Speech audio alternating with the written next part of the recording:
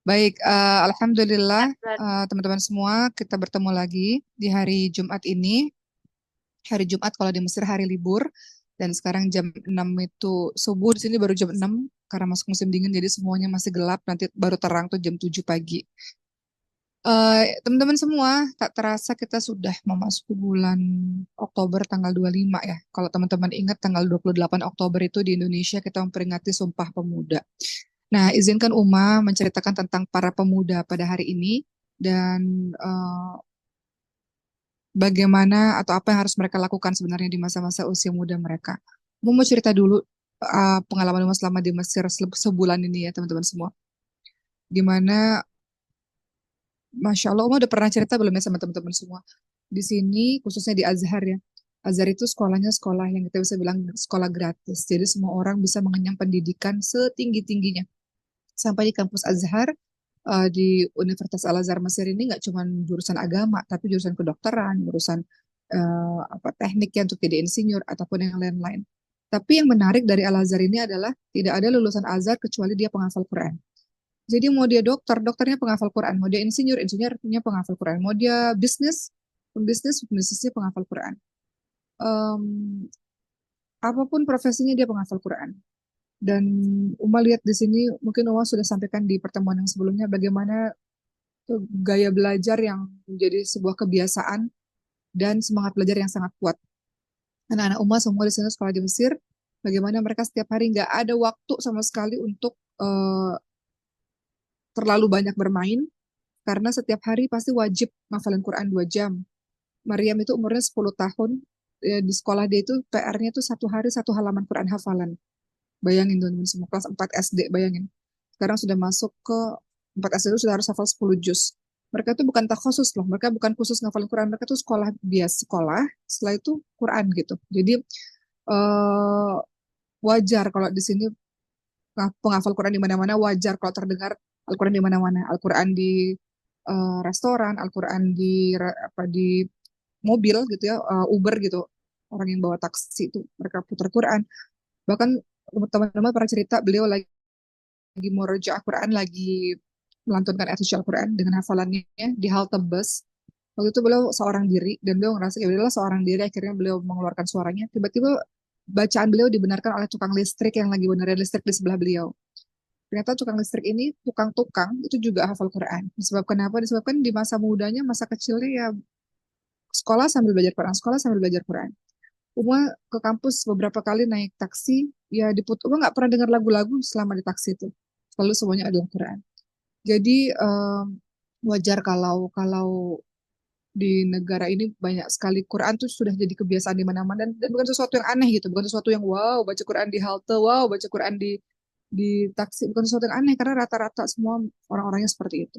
Itulah yang Uma rasakan selama Uma hidup di Mesir, dan Uma ingin berharap kebiasaan itu ada di tengah-tengah kita di Indonesia, bahwa penghafal Quran itu bukan harus selalu jadi apa jadi imam di masjid eh, 5 waktu gitu. Dalam artian apa harus jadi guru agama 24 jam gitu, enggak. Eh, dia bisa berprofesi apapun, tapi kalau jadi imam ya bisa. Dia boleh berprofesi jadi apapun, tapi suruh baca Quran ya bisa gitu.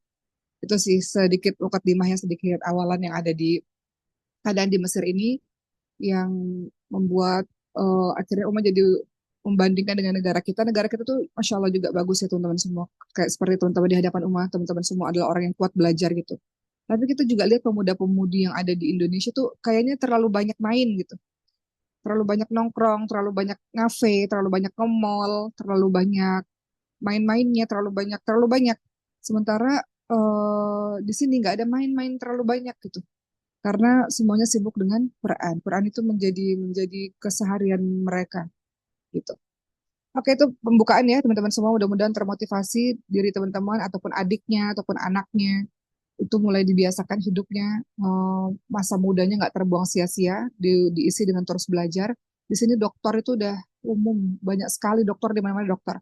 Kemarin Uma masuk komite sekolah. Komite sekolah itu adalah kumpulan wali murid di sekolah anak. Itu semua dokter semua teman-teman semua. Jadi bukan kayak pertemuan wali murid yang biasa-biasa aja gitu. Pertemuan wali murid yang isinya adalah para dokter-dokter yang sangat luar biasa gitu, para orang-orang yang punya pendidikan yang sangat baik dan mereka bertemu untuk membahas sesuatu program-program gitulah. Jadi mudah-mudahan Indonesia negara kita juga satu hari nanti dapat akses pendidikan gratis. Salah satunya Mas Muhammad itu 80% gratis. Bisa belajar banyak dengan beasiswa misalnya dan kemudian membangun negerinya. Nah, yang ingin saya sampaikan pada hari ini adalah tentang peran pemuda. 28 Oktober nanti kita memperingati Sumpah Pemuda. Teman-teman tahu nggak Sumpah Pemuda itu apa? Kayaknya perlu kita bahas sedikit tentang Sumpah Pemuda supaya teman-teman terbakar semangatnya. Sebagai pemuda saya sudah melakukan apa ya? Sebagai pemuda saya sudah berkontribusi apa ya? Kita lihat para pemuda di zamannya di Indonesia ini dan juga di zamannya Nabi Muhammad SAW. Cuma cerita sedikit tentang Sumpah Pemuda. Jadi Sumpah Pemuda itu, teman-teman semua, adalah sebuah perkumpulan yang digagas oleh Perhimpunan Pelajar-Pelajar Indonesia, PPPI. Jadi Sumpah Pemuda itu terbentuk dari kumpulan pelajar-pelajar Indonesia. Sama kayak di Mesir, perkumpulan pelajar-pelajar ya, sama di seluruh dunia ada perkumpulan para pelajar, mereka membuat suatu komunitas. Maskan Lufas, kumpulan para pemuda. Di Maskan Lufas siapa yang menggerakkan pesantren, roda pesantren? Anak-anak umur 20 tahun ya kan, teman-teman semua para pemuda-pemuda. Sama seperti Sumpah Pemuda, usia muda tapi kiprahnya atau gerakannya hebat luar biasa. Sumpah Pemuda itu digagas oleh kelompok Perhimpunan Pelajar-Pelajar Indonesia, namanya PPPI. Kenapa kok dibuat Perhimpunan Pelajar-Pelajar Indonesia ini? Karena pada saat itu Indonesia masih dalam penjajahan Belanda. Indonesia dijajah Belanda. Oleh karena itu, dalam kondisi yang terjajah, para pemuda-pemuda pelajar ini sepakat untuk mendirikan satu organisasi yang kemudian akhirnya dinamakan PPPI tadi, yaitu Perhimpunan Pelajar-Pelajar Indonesia. Nah, siapakah orang-orang yang bergabung dalam perkumpulan pelajar-pelajar Indonesia ini? Mereka orang-orang yang terdidik, mereka orang-orang yang sekolah, mereka orang-orang yang mengenyam pendidikan. Makanya orang-orang yang mengenyam pendidikan, mereka cerdas, mereka buat satu perkumpulan untuk buat satu gerakan, gitu. Siapa mereka? Mereka orang yang punya visi misi yang sama. Visi misinya apa? Untuk melawan penjajah. Sekarang siapa di negara ini yang masih dijajah? Palestina kan masih dijajah, dihancurkan, dibombardir sampai hari ini.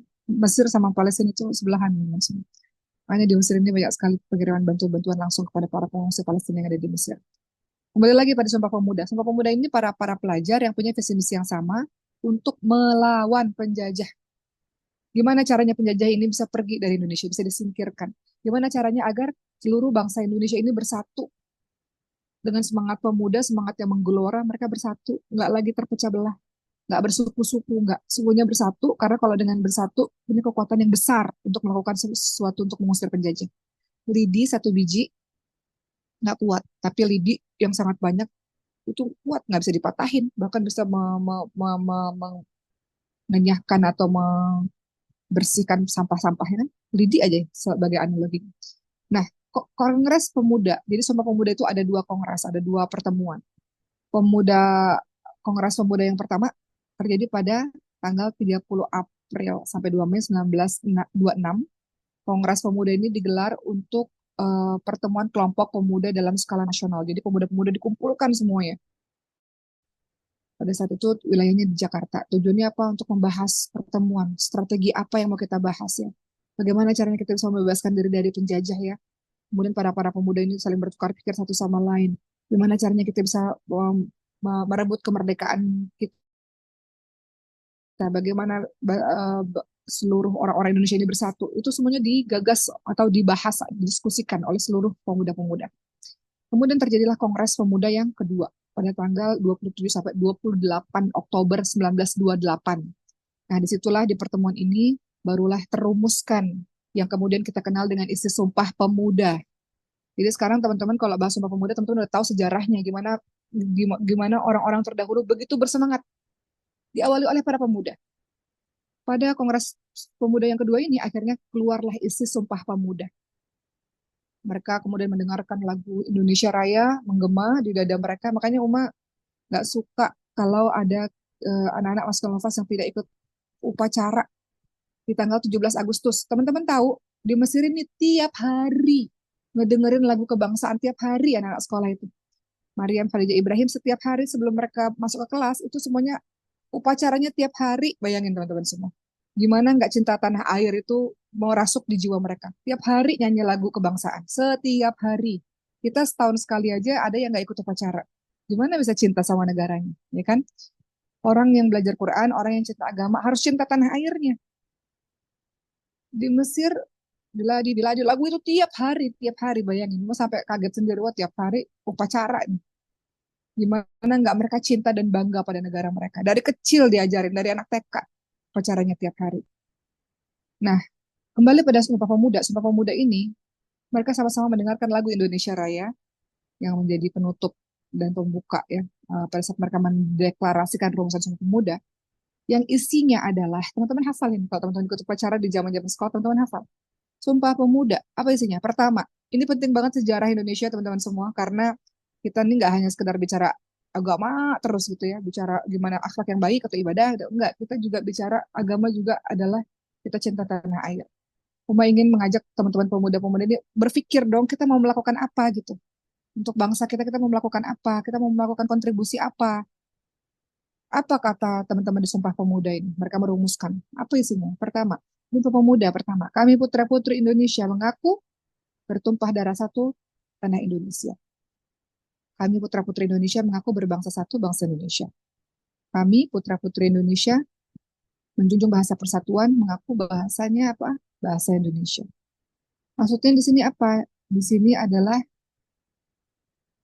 agar seluruh pemuda-pemudi khususnya Indonesia mencintai tanah airnya.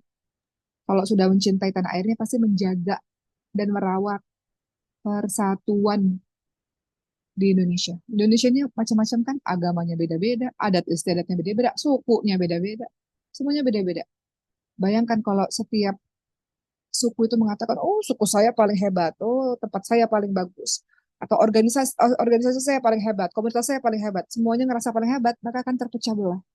Nggak akan ada yang namanya Indonesia yang besar. Oleh karena itu, makna isi Sumpah Pemuda yang akan kita peringati 28 Oktober nanti untuk membangkitkan kesadaran seluruh masyarakat Indonesia menjadi satu, bangsa yang satu. Nggak ada lagi yang bersifat kedaerahan, nggak ada lagi yang bersifat organisasi yang paling unggul, komunitas yang paling hebat, nggak ada. Semua sudah menjadi satu kesatuan.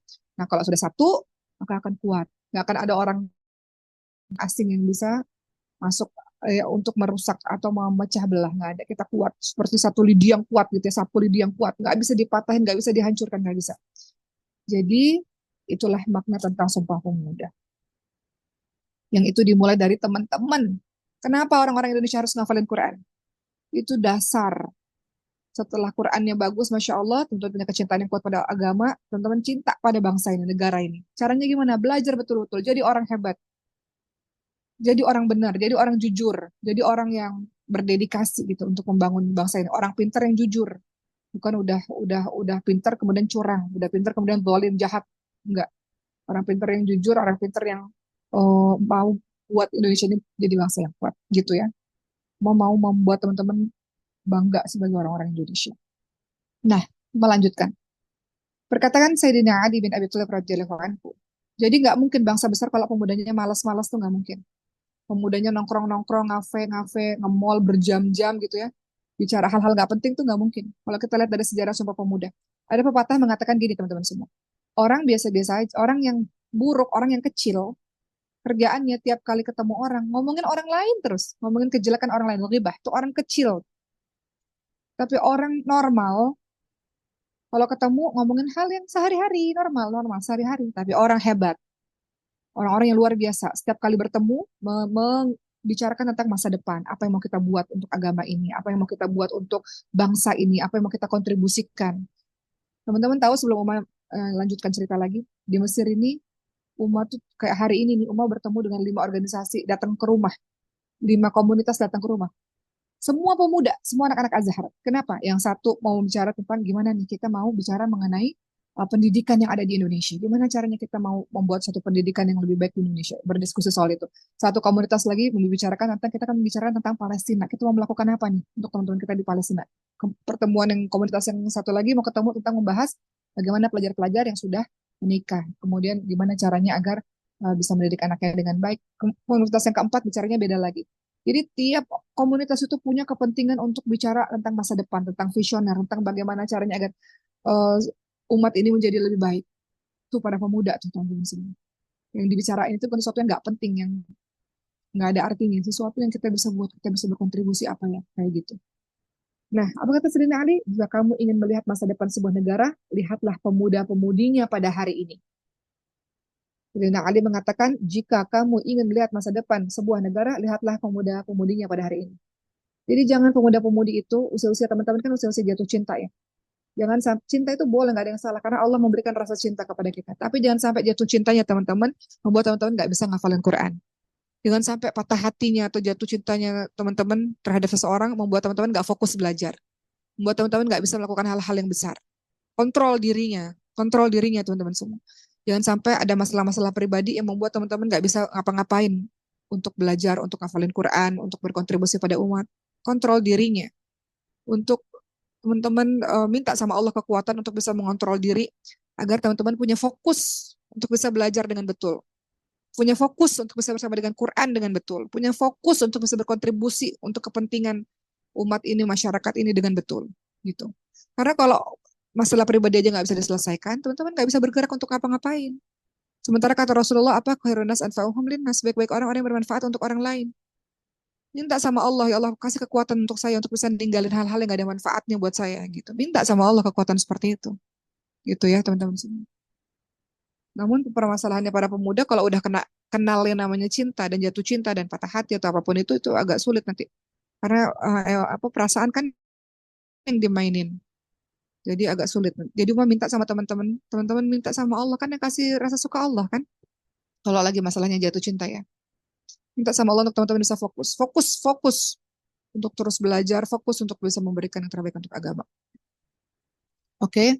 Kemudian, Umar ingin menyampaikan bahwa pemuda itu adalah salah satu tonggak atau tolak ukur kemajuan peradaban. Kalau ingin melihat masa depan Islam, lihatlah pemudanya, generasi mudanya pada hari ini. Kalau mau lihat Islam tuh gimana ya di kedepan harinya, atau Indonesia gimana ya di kedepannya, lihat aja pemuda-pemudinya pada hari ini. Lihat gimana peran-peran para pemuda-pemudinya di masyarakat. Lihat gimana para pemuda-pemudinya berinteraksi. Lihat bagaimana pemuda-pemudinya berjuang di jalan dakwah. Lihat bagaimana adab dan akhlak pemuda-pemudinya. Apakah sudah sesuai dengan apa yang diajarkan oleh Rasulullah SAW? Apa semakin jauh? Umar ingin menyampaikan beberapa pemuda-pemudi di zamannya Rasulullah, para pemuda-pemuda yang hebat-hebat. Teman-teman lihat dan bandingkan dengan diri teman-teman. Teman-teman sudah melakukan apa? Teman-teman ingat namanya yang pertama, Usamah bin Zaid radhiyallahu anhu. Usianya 18 tahun pada saat itu. Apa yang dilakukan oleh Usamah bin Zaid? Beliau memimpin pasukan, menjadi pemimpin pasukan yang anggota-anggotanya adalah para sahabat-sahabat Nabi yang sudah tua-tua seperti Sayyidina Abu Bakar, Sayyidina Umar. Pada saat itu jadi pemimpinnya siapa? Usamah bin Zaid, umurnya 18 tahun. Anggota-anggota perangnya itu Abu Bakar, Sayyidina Umar bin Khattab untuk melawan Romawi pada saat itu. Siapa pemimpinnya? Usamah bin Zaid. Beberapa sahabat mengatakan, ya Rasulullah, kenapa mengangkat pemimpin dari golongan pemuda? Ganti saja. Tapi Rasulullah tetap tetap percaya dengan pilihannya. Usamah bin Zaid pun membuktikan. Usamah bin Zaid tahu beliau dipercaya Rasulullah, akhirnya beliau melakukan peperangan itu, jadi pemimpin atas perang itu, dan pulang-pulang membawa kemenangan. Jadi jangan main-main dengan anak-anak usia 18 tahun. Pada saat itu Usamah bin Zaid 18 tahun. Kemudian jadi pemimpin perang. Yang kedua siapa? Sa'ad bin Abi Waqqas. Pernah dengar Sa'ad bin Abi Waqqas? Umurnya 17 tahun. Siapa beliau? Beliau yang pertama kali melontarkan anak panah di jalannya Allah Subhanahu wa taala. Umur 17 tahun membela agama Allah Subhanahu wa taala. Siapa lagi? Arqam bin Abil Arqam. Pernah dengar nama itu kan teman-teman semua? Siapa beliau? Beliau itu orang yang menjadikan rumahnya menjadi markas dakwahnya Rasulullah SAW di kota Mekah. Arqam bin Abil Arqam selama 13 tahun Rasulullah dakwah di kota Mekah. Arqam bin Abil Arqam itu menjadikan rumahnya umur 16 tahun loh. Sudah memahami tentang dakwah. Zubair bin Awam. Siapa Zubair bin Awam? Umurnya 15 tahun pada saat itu. Ikut berperang di jalan Allah SWT. Zaid bin Thabit radhiyallahu anhu. Umurnya 13 tahun. Menjadi penulis wahyu Rasulullah SAW. Dalam 17 hari mampu menguasai bahasa asing. Menjadi penterjemahnya Rasulullah SAW. Kemudian siapa lagi? Attab bin Usaid. Umurnya 18 tahun. diangkat Nabi jadi gubernur Mekah di usia 18 tahun. Dan masih banyak lagi lah seperti Tolhah bin Ubaidillah umurnya 16 tahun. Sudah berbaiat kepada Rasulullah SAW dan ikut perang Uhud. Usianya 16 tahun. Muhammad Al-Fatih, teman-teman sering dengar itu. Umurnya 22 tahun pada saat menaklukkan Konstantinopel yang sekarang namanya adalah Istanbul. Nah sekarang teman-teman umurnya berapa? Teman-teman sudah melakukan apa saja? Gitu teman-teman semua. Atau ada lagi namanya Abdurrahman An-Nasir. Umurnya 21 tahun. Abdurrahman An-Nasir. Pada masanya Andalusia itu mencapai puncak keemasan. Andalusia itu Spanyol ya teman-teman semua. Umurnya 21 tahun. Pada masa pemerintahannya Andalusia mampu mencapai puncak keemasan. Dan lain-lain. Itu usia belasan tahun semua. Sekarang teman-teman belasan tahun udah ngapain aja? Udah ada karya apa yang dihasilkan? Udah ada kontribusi apa? Udah ada produk apa yang dihasilkan? Udah ada kegiatan apa yang dihasilkan? Sudah ada sumbangsi kontribusi apa untuk agama Allah yang teman-teman lakukan? Begitu. Jadi mudah-mudahan contoh-contoh dari orang-orang ini menjadi penyemangat buat teman-teman semua.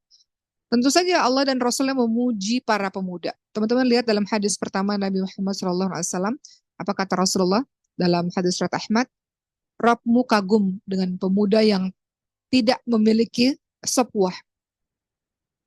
Ya jabu rabbuka min syabin laisat lahu sabwah. Rabbmu, Tuhanmu kagum dengan pemuda yang tidak memiliki sopwah. Apa itu sopwah? Sopwah adalah kecondongan untuk menyimpang dari kebenaran. Rabbmu kagum pada pemuda yang tidak menyimpang dari kebenaran. Allah kagum pada pemuda-pemuda, pemuda-pemudi yang tidak berbuat maksiat. Kenapa? Karena masa muda itu gampang banget buat maksiat. Teman-teman dalam keadaan paling kuat. Dari semua fase kehidupan, masa pemuda itu paling kuat loh. Dari bayi, kecil, pemuda, tua, ya kan? Siapa? Fase kehidupan siapa yang paling kuat fisiknya? Pemuda. Teman-teman nih sekarang nih. Fisiknya lagi sangat kuat. Wah, luar biasa. Tapi yang teman-teman pilih adalah di jalan ketaatan. Itu nggak mudah. Pemuda-pemuda itu gejolaknya, hasratnya luar biasa loh. Ya, pemuda-pemuda yang kenal cinta, yang menggelora cinta-cinta pada masa pemuda kan. Tapi Allah kagum, kata Rasulullah dalam hadis Ahmad. Allah kagum sama pemuda-pemuda yang tidak memiliki kecenderungan untuk berbuat maksiat, tidak menyimpang dari kebenaran. Dia bisa kok lakukan kemaksiatan itu. Fisiknya masih kuat. Orang tua kalau buat maksiat mungkin udah capek gitu. Anak kecil buat maksiat masih kecil juga gitu, nggak ngerti apa-apa. Tapi pemuda dia bisa kok buat maksiat itu. Tapi dia pilih jalan kebaikan. Dia bisa kok, dia mampu untuk berbuat segala macam maksiat. Orang tubuhnya kuat. Orang masih hasratnya lagi gede-gedenya gitu. Tapi dia nggak memilih jalan itu. Dia memilih untuk takut pada Tuhannya. Makanya Allah kagum dengan para pemuda yang tidak yang taat kepada Tuhannya di pemuda di masa muda-mudanya. Kemudian tentu saja ada hadis yang sangat terkenal dalam hadis riwayat Bukhari Muslim. Ada 7 golongan manusia yang akan dinaungi pada saat di padang mahsyar nanti. Dinaungi oleh Allah. Tidak ada naungan selain naungan dari Allah SWT. Siapa dia? Imam yang adil, pemuda yang tumbuh dalam ketaatan kepada Allah. Siapa itu? Kalian semua nih sekarang nih teman-teman Askolofas. Ataupun teman-teman lain yang saat ini sedang ikut Zoom ini. Pemuda-pemuda yang tumbuh dalam ibadah kepada Allah SWT. Kalau di masjid isinya orang-orang tua itu biasa. Isinya kakek-kakek. Biasa itu, biasa, normal. Udah kakek-kakek ya harus ibadah. Tapi kalau di masjid isinya pemuda-pemudi, Masya Allah. Gimana Allah nggak kagum pada kalian-kalian ini, Masya Allah. Kalian punya kekuatan untuk berbuat maksiat. Kalian punya kekuatan untuk main-main. Sama seperti teman-teman di luar sana tuh yang banyak main-main. Tapi kalian nggak pilih jalan itu. Kalian berkorban loh teman-teman semua. Kalian mengorbankan masa muda kalian. Berterima kasihlah kepada Allah. Kalian berkorban masa muda kalian untuk berada di satu tempat untuk ngafalin Quran. Ya Allah. Beruntungnya kalian, Masya Allah. Berterima kasihlah kepada Allah. Allah selamatkan kalian dengan Allah sucikan kalian semua di tempat Quran ini, Masya Allah. Yang kedua, golongan kedua, siapa yang dinaungi di padang mahsyar? Pemuda yang tumbuh dalam ibadah kepada Allah SWT. Ketiga, seseorang yang mengingat Allah dalam kesendirian. Kemudian dia menangis karena takut kepada Allah SWT. Jadi dalam sehari itu ada waktu untuk tazkiyatun nafs ya. Untuk tazkiyatun nafs itu untuk menyucikan jiwa. Bagaimana dalam satu hari itu ada waktu untuk kita berdekatan dengan Allah. Ada waktu untuk kita ingat kembali seharian saya ngapain ya Allah. Kemarin-kemarin ada dosa, apa yang saya lakukan padamu ya Allah. Jadi dalam satu hari itu ada waktu untuk kita menangis kepada Allah SWT. Makanya orang-orang ini dinaungi oleh Allah. Yang ketiga ini mengingat Allah dalam kesunyian, dalam kesendirian, kemudian dia menangis kepada Allah. Kapan waktu terbaik di sepertiga malam terakhir saat semua orang tidur? Alirkan air matamu itu kepada Allah SWT. Keempat, laki-laki atau para pemuda yang hatinya selalu bergantung pada masjid. Pemuda-pemudi yang hatinya selalu bergantung pada masjid. Rindu dengan masjid. Ingin terus berada di rumahnya Allah SWT. Kelima, dua orang yang saling mencintai. Berkumpul karena Allah, berpisahnya karena Allah. Dua orang yang saling mencintai, berkumpul karena Allah. Mereka berteman karena Allah. Berpisah pun karena Allah. Supaya nggak ngelakuin maksiat, berpisah aja karena Allah. Siapa lagi? Keenam, orang yang diajak berzina oleh seseorang yang dia cintai. Tapi kemudian dia katakan, tidak. Sesungguhnya aku takut kepada Allah Subhanahu wa Ta'ala. Susah nggak tuh? Teman-teman mencintai seseorang, ada kesempatan untuk bisa melakukan hubungan fisik yang lebih dekat. Dia katakan tidak. Walaupun aku mencintaimu dan aku sangat ingin melakukan itu, tapi aku takut kepada Allah Subhanahu wa Ta'ala. Dia menolaknya. Wah, itu dinaungi oleh Allah di padang mahsyar itu. Allah tahu itu susah. Gak mudah. Gak mudah. Saking gak mudahnya, Allah naungi di padang mahsyar. Dan terakhir, orang-orang yang bersedekah dengan ikhlas ya, disembunyikan. Artinya tangan kirinya tidak mengetahui apa yang diinfakkan oleh tangan kanan. Artinya sedekah yang ikhlas. Lillah karena Allah SWT. Itu 7 golongan orang yang akan dinaungi di padang mahsyar. Termasuk hadis yang lain yang ingin saya sampaikan pada teman-teman semua. Dari Anas bin Malik radhiyallahu anhu, beliau mengatakan dari Anas bin Malik radhiyallahu anhu, beliau mengatakan ada 70 pemuda dari kalangan Ansor yang digelari Al-Qura, 70 para pemuda, 70 para penghafal Quran, para pembaca Quran. Siapa mereka ini? Mereka biasanya tinggal di Masjid Nabawi untuk ngafalin Quran. Tapi biasanya ketika petang menjelang ketika sore hari, mereka keluar ke pinggiran kota Madinah. Lalu mereka belajar bersama, dan kemudian mereka sholat. Keluarga mereka menyangka mereka sedang berada dalam masjid. Sementara orang-orang di masjid menyangka mereka pulang menemui keluarga mereka. Ketika waktu subuh, para pemuda-pemuda ini mencari air, lalu mencari kayu bakar, kemudian mereka letakkan di dinding kamar Rasulullah. Dalam hadis surat Ahmad. Maksudnya apa? Pemuda-pemuda ini adalah orang-orang yang hafal Quran. Tapi di satu sisi mereka juga melakukan sesuatu. Mereka bekerja. Dari hasil penjualan kayu-kayu tersebut, mereka sedekah. Mereka memberikan makanan-makanan buat para ahlu suffah, para penghuni suffah. Penghuni suffah ini siapa? Orang-orang miskin yang hijrah ke Madinah dan mereka nggak punya keluarga, nggak punya kerabat juga di Madinah. Mereka tinggal di dekat Masjid Nabawi, pelataran Masjid Nabawi. Siapa yang bantu mereka? Para pemuda. Para pemuda-pemuda ini membagi waktunya, mereka belajar, kemudian mereka ada waktu untuk mereka bekerja, mereka punya penghasilan, setelah itu mereka sedekah. Itu pemuda-pemuda yang ada di zaman Rasulullah SAW.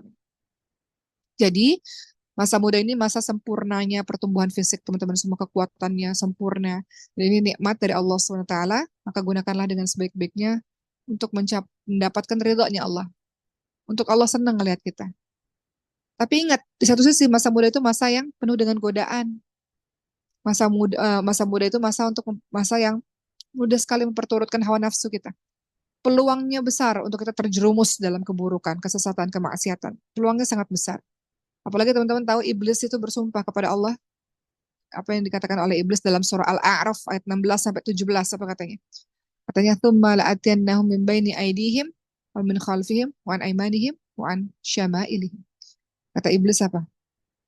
Sebelumnya iblis bilang, "Karena engkau telah menghukumi saya tersesat ya, wahai Allah, saya akan menghalang-halangi manusia dari jalanmu yang lurus," kata iblis. Saya akan datangi mereka dari muka, mereka dari belakang, mereka dari kanan, mereka dari kiri mereka. Engkau akan lihat bagaimana banyak orang yang gak taat kepadamu ya Allah. Itu tuh kerjanya syaitan tuh. Salah satunya menghias sesuatu yang maksiat jadi sesuatu yang indah. Nah, inilah tugasnya bagaimana pemuda-pemuda itu harus belajar agama untuk kemaslahatan kebaikan kehidupan mereka. Maka, yang ingin saya sampaikan pada hari ini, kalau gitu apa dong yang harus dilakukan oleh para pemuda-pemuda untuk jadi pemuda-pemuda yang kuat, yang hebat? Pertama, belajar ilmu agama. Wajib, wajib. Teman-teman lihat surah Az-Zumar ayat 9. Adakah sama antara orang-orang yang tahu dengan orang-orang yang tidak tahu? Sesungguhnya hanya orang yang berakal lah yang dapat menerima pelajaran. Belajar. Nggak ada waktu selain belajar tiap hari. Belajar. Apa kata Rasulullah? Menuntut ilmu itu wajib bagi setiap muslim. Belajar. Kalau ada kesempatan kuliah, kuliah. Kalau nggak ada kesempatan kuliah, ya belajar. Belajar dimanapun, harus belajar. Apalagi belajar ilmu agama, ilmu syar'i itu wajib dipelajari oleh setiap muslim. Umar tadi katakan di Al-Azhar ini, Masya Allah luar biasa. Anak-anak SD itu belajar, makanya belajarnya keras. Kenapa? Karena belajar ilmu agama di waktu dan di hari yang sama belajar ilmu umum. Jadi agama itu bukan pilihan. Oh, saya mau masuk sekolah agama aja. Enggak, agama itu berbarengan sama belajar umum. Suaramu mudah-mudahan jelas ya, teman-teman semua.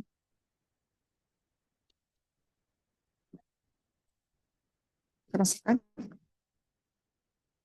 Mudah-mudahan jelas.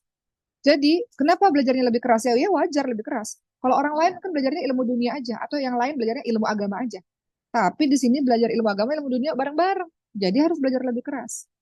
Kenapa? Karena ilmu syar'i itu wajib dipelajari oleh setiap muslim. Gak mungkin orang yang bodoh itu bisa memahami agamanya, bisa membela agamanya di forum-forum diskusi. Gak mungkin. Orang bodoh atau orang yang nggak pernah belajar tidak bisa memberikan manfaat pada masyarakatnya, nggak bisa memberikan manfaat pada keluarganya. Oleh karena itu, para pemuda-pemudi harus bersemangat untuk belajar. Belajar agama, belajar Quran.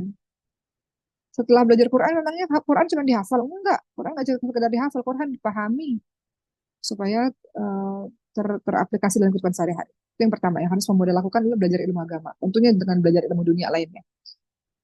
Kemudian yang kedua, tugas pemuda-pemudi dakwah. Dakwah. Dakwah sebisamu, semampumu. Dakwah itu bukan harus di panggung, harus dakwah enggak. Dakwah itu mengajak orang lain pada kebenaran dengan caramu sendiri. Dalam surah Ali Imran ayat 104, apa kata Allah SWT? Hendaklah ada di antara kamu segolongan umat yang menyeru pada kebaikan, menyuruh pada yang ma'ruf, mencegah pada yang mungkar, mereka orang-orang yang beruntung. Ya, kata Allah SWT, "A'udzubillahi minasyaitonir rajim. Wal takum minkum ummatu yad'una ilal khair wa ya'muruna bil ma'ruf wa yanhauna 'anil munkar wa ulaika humul muflihun." Ali Imran ayat 104. Hendaklah di antara kamu ada segolongan orang yang menyuruh pada kebaikan, mencegah pada ma'ruf, menyuruh pada yang ma'ruf dan mencegah pada yang mungkar, mereka orang-orang yang beruntung. Teman-teman tahu berdakwah atau mengajar ya? Berdakwah atau mengajar. Itu adalah zakatnya ilmu, sedekahnya ilmu. Artinya, teman-teman yang sudah belajar Quran, sedekahnya adalah ngajar. Teman-teman yang punya uang kaya raya, sedekah, sedekah, harus sedekah, sedekahnya uang. Tapi orang-orang yang sudah belajar, orang yang sudah belajar, sedekahnya adalah ngajar. Makanya semua di Masjid atau semua di tempat-tempat lain, di sini kan juga banyak bergabung teman-teman Quran dari lembaga-lembaga lain. Kalian boleh jadi apapun silakan, jadi dokter silakan, jadi insinyur silakan, silakan, menjadi apapun silakan. Tapi kalian harus ngajar, dakwah. Karena kalian punya ilmu Quran, kalian udah belajar Quran, kalian udah belajar agama, kalian udah belajar apapun yang selama ini dipelajari. Maka berdakwah dan mengajar adalah zakatnya ilmu. Orang yang sudah pernah belajar harus ngajar. Ngajar siapa? Ngajar adik kah, ngajar kakak, ngajar orang tua, terserah. Jadi wajib bagi seorang yang telah mempelajari ilmu syar'i, mempelajari Al-Quran, wajib untuk kembali mengajarkan ilmu itu kepada yang lainnya. Dakwah itu namanya. Itu tugas para pemuda-pemudi. Apa yang udah kalian tahu tentang apapun itu, ngajarin lagi. Ketiga, pemuda-pemudi harus ngapain lagi? Sabar atas gangguan-gangguan yang mungkin terjadi dalam kehidupanmu. Kadang-kadang gangguan-gangguan ini membuat kita nggak fokus. Jangan bersabar atas gangguan-gangguan yang terjadi. Cuma nggak tahu gangguan-gangguan apa itu. Mungkin di sosmed ada gangguan-gangguan membuat kalian nggak konsentrasi gitu ya. Atau mungkin di kehidupan sehari-hari ada gangguan-gangguan dari orang-orang jahil yang iseng ganggu-ganggu kalian sehingga membuat kalian nggak konsentrasi, membuat kalian marah dan sebagainya. Sabar. Dalam surah Luqman ayat 17 lihat, ya bunayya aqimis shalah. Dirikan salat wa'mur bil ma'ruf. Suruhlah manusia mengerjakan perbuatan yang baik, wanha 'anil munkar. Cegahlah dari perbuatan yang buruk, wasbir 'ala ma asabak. Dan bersabar terhadap apa yang menimpa kamu. Kalau ada gangguan-gangguan, sabar. Kadang-kadang kita ini dalam melakukan satu kebaikan, itu banyak gangguan. Banyak gangguan. Uma cerita ini intermezzo aja ya teman-teman semua. Kemarin itu suami Uma cerita, Baba cerita sama Uma, tapi sambil ketawa, katanya, wah ternyata ada gosip nih gitu ya. Karena kita nggak pernah ngomongin gosip-gosip terlalu sibuk dengan kehidupan sehari-hari, ada gosip ini itu gitu. Katanya babanya apa poligami dan sebagainya. Ini intermezzo ya. Terus kita ketawa aja. Terus kita katakan itu sesuatu yang nggak benar. Tapi sekarang nih beritanya banyak nih di luar di mana-mana gitu. Terus mau bilang gini, kayaknya kita kurang foto bareng-bareng nih, Bah. Nanti babanya datang tanggal 27 Oktober sama Sulaiman datang ke Mesir, ntar kita foto bareng-bareng gitu. Jadi kadang-kadang banyak banyak banyak kita ini kan jarang foto-foto ya, maksudnya Uma sama Baba tuh jarang foto-foto gitu. Terus mau bilang kita foto-foto deh gitu. Jadi maksudnya kadang-kadang ini banyak banyak gangguan-gangguan segala macam, tapi mudah-mudahan tidak membuat kita kehilangan fokus. Seperti itu. Teman-teman juga begitu. Kadang-kadang dalam kehidupan, kadang-kadang dikata-katain ini itu gitu. Sesuatu yang tidak benar terjadi pada dalam kehidupan kita. Jangan kehilangan fokus. Fokus tetap belajarnya fokus, dakwahnya fokus gitu ya. Gak menghalangi kita untuk uh, mengerjakan sesuatu dengan fokus. Oke? Jadi bersabar atas gangguan yang terjadi dalam kehidupan kita. Kemudian yang keempat, berusaha untuk mentaati perintah Allah, menjauhi larangan Allah Subhanahu wa taala, berusaha. Berusaha apa-apa yang Allah katakan. Kata Allah, jangan lakukan ini, jangan. Minta sama Allah kekuatan untuk teman-teman bisa untuk tidak melakukan apa-apa yang Allah larang. Kemudian apa lagi? Tadi mau katakan, punya waktu untuk mensucikan jiwamu sendiri. Tazkiyatun nafs. Ya. Tazkiyatun nafs. Berusaha untuk mensucikan jiwamu sendiri. Maksudnya dengan apa? Punya waktu khusus bersama dengan Allah SWT. Jadi kalau ada apa-apa, ngadunya kepada Allah. Kau punya kekuatan yang dahsyat karena kau tiap hari minta kekuatannya kepada Allah SWT. Dengan zikirmu, dengan Qur'anmu. Ada waktu khusus untuk kau berdoa dengan Allah SWT. Ya, kemudian apa lagi? Berkumpul dengan orang-orang soleh. Teman-teman boleh kok berteman dengan siapapun. Tapi teman-teman harus dapat kekuatannya dengan berkumpul dengan para orang-orang soleh. Kayak handphone itu kan butuh dicas ya. Setelah handphone dicas penuh, baru dia bisa dipakai. Sama kayak kita, diri kita ini. Cas dulu sama orang-orang soleh, cas dulu sama guru-guru, cas dulu dengan para ulama, cas dulu dengan para ustadz-ustadz, berkumpul dulu dengan orang-orang soleh. Kemudian kekuatan kita udah besar, ya kita bisa berbaur dengan orang lain. Jadi keberadaan kita itu mewarnai, bukan diwarnai. Kekuatanmu itu kau dapatkan dari mana? Dari berkumpul dengan orang-orang soleh. Pemuda-pemudi itu nggak hanya, kan banyak pemuda-pemudi itu kerjanya ikut-ikutan aja.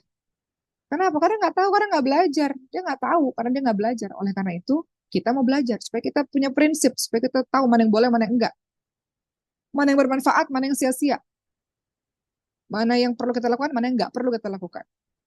Gitu. Jadi para pemuda-pemudi belajar dekat dengan orang-orang soleh. Berikutnya apa lagi? Para pemuda-pemudi harus menjadi teladan bagi masyarakat. Contoh yang baik. Oh, anak pondok ya, anak Quran. Oh, anak yang ngafalin Quran. Oh, anak yang apa sebagainya. Orang-orang sudah punya label yang baik tentang teman-teman semua, maka jadi teladan yang baik. Bangga. Kemudian apalagi bangga dengan keislamannya. Yang harus dilakukan pemuda banyak nih beberapa poinnya. Beberapa di antaranya adalah bangga dengan keislamannya. Bangga dengan keislamannya. Banyak sekali pemuda-pemudi lainnya ikut-ikutan aja. Ya. Eh, bangga dengan keislamannya maksudnya apa? Adalah tidak malu menampakkan syiar-syiar agama. Nggak malu untuk menjadi seorang, menampilkan diri sebagai seorang muslim dan muslimah. Nggak usah ngikut-ikutin orang lain. Bajunya orang lain, perilakunya orang lain, kebiasaannya orang lain, nggak usah. Umat Islam tuh punya kebiasaannya sendiri, punya cara berpakaiannya sendiri, punya cara hidupnya sendiri. Gitu, teman-teman. Ya. Jadi berikutnya apa lagi? Berjihad di jalan Allah. Berjihad di jalan Allah tuh artinya ada dua. Satu artinya berjihad di jalan Allah dalam keadaan perang. Dua artinya bersungguh-sungguh di jalan Allah Subhanahu Wa Taala. Teman-teman sekarang lagi belajar di Pondok Quran di Masjid Al-Hafaz atau teman-teman di pondok lain yang saat ini mengikuti Zoom. Teman-teman lagi berjihad di jalan Allah, lagi bersungguh-sungguh jihad fisabilillah. Teman-teman yang sedang kerja, sekarang banyak juga yang bergabung di Zoom ini orang-orang yang bekerja. Teman-teman sedang jihad fisabilillah, sedang bersungguh-sungguh berada di jalan Allah supaya nggak minta-minta. Maka berjihadlah di jalan Allah, bersungguh-sungguhlah menuju kepada jalan Allah SWT. Terakhir, ingin menyampaikan pada teman-teman semua, manfaatkan waktu luang secara maksimal, jangan banyak leha-leha, jangan banyak main-main. Kalau teman-teman menjadi orang-orang biasa-biasa aja, ya main-main lah, sama kayak orang-orang di luar sana. Nongkrong berjam-jam, ngegosip, bicara hal-hal nggak penting, ngalor ngidul kemana-mana, itu orang-orang biasa. Namun Allah sudah pilih teman-teman semua untuk memanfaatkan setiap waktunya dengan baik. Maka manfaatkan waktu luang secara maksimal. Apa kata Rasulullah? Ada dua nikmat dari Allah yang kurang diperhatikan oleh manusia. Apa itu? Kesehatan dan waktu luang. sehat, dan waktu luang. Jadi pada saat engkau sehat dan punya waktu luang, maka itu kenikmatan yang diberikan oleh Allah SWT kepada dirimu. Ya. Kemudian pilih-pilih teman, teman bergaul yang baik untuk teman-teman semua. Manfaatkan waktu dengan sebaik-baik mungkin dengan teman-teman yang baik pula. Ingat apa kata Rasulullah, kedua kaki seorang hamba tidak akan beranjak pada hari kiamat hingga dia ditanya apa? Umurnya, kemana dihabiskan. Kata Allah, umurmu itu sepanjang kau hidup, untuk apa kau habiskan? Kedua, ilmu yang kau sudah pelajari, di mana diamalkan? Kemana itu diamalkan? Ketiga, harta, bagaimana kamu perolehnya? Dan kemudian kemana kau menginfakkan tubuh? Tubuhmu itu yang sudah dikasih oleh Allah, gimana usangnya? Sampai jadi tua renta usang begini, engkau manfaatkan untuk apa tubuhmu itu? Itu pertanyaan nanti yang akan ditanyakan oleh Allah SWT kepada kita semua tentunya. Jadi manfaatkanlah masa muda ini untuk kebaikan-kebaikan. Ya, kata Rasulullah, manfaatkan 5 perkara sebelum 5 perkara. Waktu mudamu sebelum masa tuamu.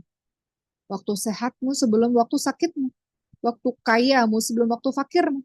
Waktu luangmu sebelum waktu sibukmu. Hidupmu sebelum matimu. Itu 5 perkara. Jadi saat masa muda, saat sehat, saat ada rezeki, waktu luang, saat masih hidup, manfaatkan dengan sebaik-baik. Tujuan hidup kita untuk beribadah, teman-teman semua, wa ma khalaqatul jinna wal insa illa liya'budun, Ad-Dariyat 56, tidaklah aku menciptakan jin dan manusia kecuali untuk beribadah kepadaku. Dan Allah mengingatkan pada kita surah Al-Mu'minun ayat 115, apakah kamu mengira sesungguhnya kami menciptakan kamu dengan main-main saja, dan bahwa kamu tidak dikembalikan kepada kami? Jadi bersungguh-sungguhlah dengan kehidupan ini. Rasulullah ingatkan, di antara kebaikan Islam seseorang adalah meninggalkan perkara yang tidak ada manfaatnya baginya, kurangi maksiat, menasihati dirimu sendiri. Usia kita terbatas, teman-teman semua. Rasulullah ingatkan, hiduplah di dunia ini seakan-akan engkau sebagai seorang pengembara. Maksud pengembara apa? Pengembara itu berjalan terus, harusnya berjalan terus. Pengembara itu kan banyak kesulitan ya. Berjalan, tapi dia berjalan terus sampai ke tujuannya. Pengembara itu nggak ada waktu lama loh untuk tidur berlama-lama, kasur yang empuk, nggak ada. Pengembara itu nggak begitu. Pengembara itu dia jalan dengan susah payah jalan. Untuk apa? Untuk menuju ke tempat tujuannya. Baru dia istirahat di sana. Begitu. Kemudian Rasul juga bilang, apa peduliku dengan dunia? Tidakkah aku tinggal di dunia melainkan seperti musafir yang berteduh di bawah pohon dan beristirahat, lalu musafir tersebut meninggalkan pohon tersebut. Jadi, mudah-mudahan apa yang mau sampaikan ada manfaatnya untuk teman-teman semua. Karena teman-teman sudah paham tentang bagaimana spirit Sumpah Pemuda. Teman-teman juga sudah lihat bagaimana para pemuda-pemuda di zaman Rasulullah SAW. Dan kita juga sudah bahas apa-apa saja yang harusnya pemuda-pemudi lakukan. Maka Uma selalu bilang, Uma dulu dakwah tuh dari belasan tahun lalu. Uma menuju ke berbagai macam pesantren dan sekolah. Uma bilang biasanya, nanti ya kita ketemu lagi. Entah 5 tahun lagi, 10 tahun lagi, 15 tahun lagi. Kemudian kalau kita ketemu di satu tempat, saling sapa dan katakan, saya sekarang sudah punya prestasi ini. Saya sudah melakukan ini. Dan sekarang setelah belasan tahun, ketika Uma di Mesir, ketika Uma pergi ke Maroko, kemana-mana, mereka bilang, Umauki dulu isi di pesantren kami. Dulu kami masih SMP, masih SMA, gitu, masih berada di pondok. Tapi sekarang kami sudah melanjutkan beasiswa S2 di Maroko, beasiswa S2 di Australia. Sekarang kami sudah melakukan ini, melakukan itu. Jadi Uma juga yakin insya Allah teman-teman yang ada di hadapan Uma ini, 10 tahun lagi, 15 tahun lagi, teman-teman sudah menjadi versi terbaik dari teman-teman, insya Allah. Begitu pula dengan Uma. Ya, jadi mudah-mudahan apa yang saya sampaikan ada manfaatnya. Terima kasih untuk teman-teman semua. Lanjutkan belajarnya, semangat belajarnya. Nggak ada hal-hal yang bisa ganggu kita konsentrasi belajar. Fokus dengan Qurannya. Setelah itu teman-teman insya Allah jadi orang-orang besar, jadi orang-orang hebat beberapa tahun yang akan datang insya Allah. Terima kasih. Sekian dari Uma. Assalamualaikum warahmatullahi wabarakatuh.